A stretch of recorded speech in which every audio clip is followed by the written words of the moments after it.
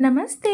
చరిత్రలో ఈరోజు జూలై 27, 2015న భారత మాజీ రాష్ట్రపతి ఏపీజే అబ్దుల్ కలాం గారు షిల్లాంగ్లో మరణించారు. ఆయన ఐఐఎం షిల్లాంగ్లో ఉపన్యాసం ఇస్తూ కలాం గారు గుండెపోటుతో కన్నుమూశారు.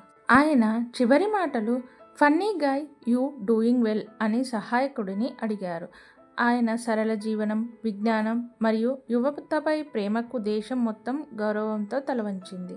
భారత ప్రభుత్వం ఆయన మరణానికి 7 రోజులు జాతీయ సంతాప దినాలుగా ప్రకటించింది.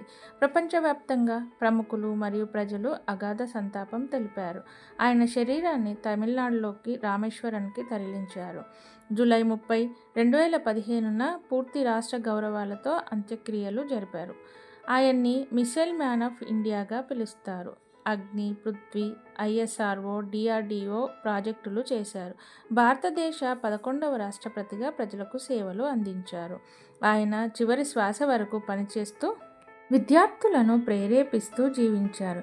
జూలై 27న ప్రతి సంవత్సరం ఆయన సేవలను స్మరిస్తూ గుర్తు చేస్తారు.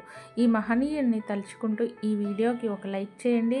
నా ఛానల్ సబ్స్క్రైబ్ చేసుకొని ఫాలో అవ్వండి. మంచి విషయాలు తెలుసుకోండి.